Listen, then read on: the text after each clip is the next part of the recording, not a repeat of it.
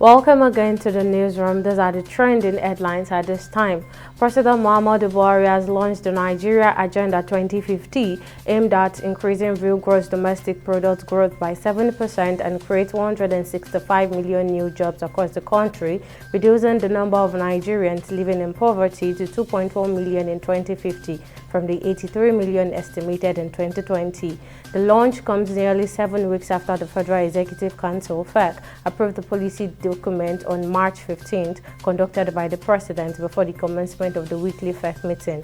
The President expressed the belief that the document, which equally aims to increase per capita income of Nigeria to $33,328 per annum to be placed amongst the worst-off economies by 2050, will be useful for subsequent administrations. The Presidential Election Petition Court has fixed Monday, May 8 for the hearing of the petitions challenging the declaration of Bola Tinubu of the All Progressive Congress (APC) as the president-elect. The chairman of the Independent National Electoral Commission (INEC), Mahmood Yakubu, had on March 1st declared Tinubu the president-elect on the grounds that his party scored the majority of votes cast in the polls. According to Tinubu's legal team, Monday's hearing is a pre-hearing section. The hearing is to clarify if there are any applications before the main hearing will start. The court has also stopped receiving replies from the petitioners on April 23rd. Ahead of the inauguration of the 10th National Assembly in June, some 180 members-elect from opposition parties have formed a coalition to elect the next Speaker and Deputy Speaker of the House of Representatives.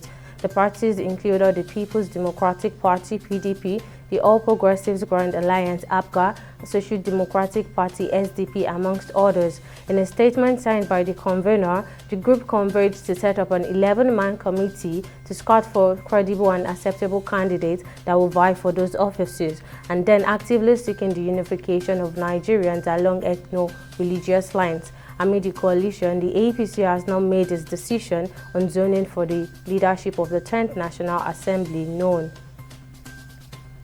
With coronavirus lockdown and travel restrictions behind them, hundreds of millions of Chinese are flocking to tourist attractions across the country. Centered around the May Day public holiday on the 1st of the month, the China Tourism Academy had predicted that more than 240 million passenger trips would be made during the 5-day period this year, beating the pre-pandemic figures. Travel surged 151.8% compared to the same day last year, with tickets to popular sites including the Badaling section of the Great Wall near the Chinese capital and Shanghai Disney all sold out.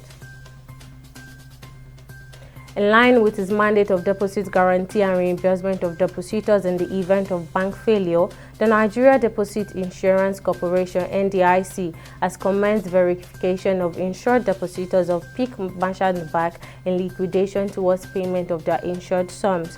According to a release signed by the Director of Communication and Public Affairs (NDIC), Bashiru Nuhu, in a release issued, said the verification exercise would enable depositors of the defunct bank to cross-check and ascertain their account information as well as balances with the bank as at closure. Depositors are therefore enjoined to visit the bank's old premises or the corporation's office nearest to them with proof of account ownership and verification means of identification for the exercise. A total of 350 stranded Nigerians evacuated from Khartoum, Sudan, arrived at Aswan Airport, Egypt on Wednesday. Persistent fighting between the Sudan rival generals has undermined the efforts to firm up a truce as a senior UN official arrived for talks on providing relief to millions of trapped civilians.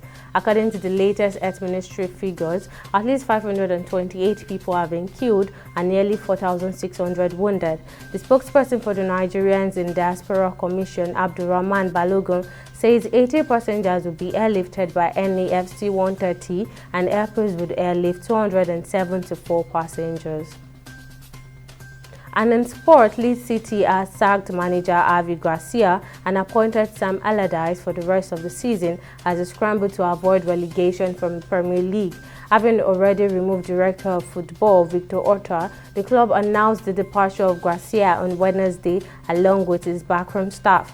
Kwasia, who only arrived at Leeds in February, leaves the club after 4 defeats in 5 Premier League games.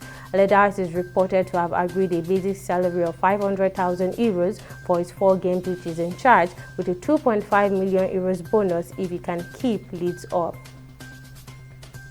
That's it on the newsroom at this time. Thank you for watching. I am Tamilore Akinkolie. Bye for now.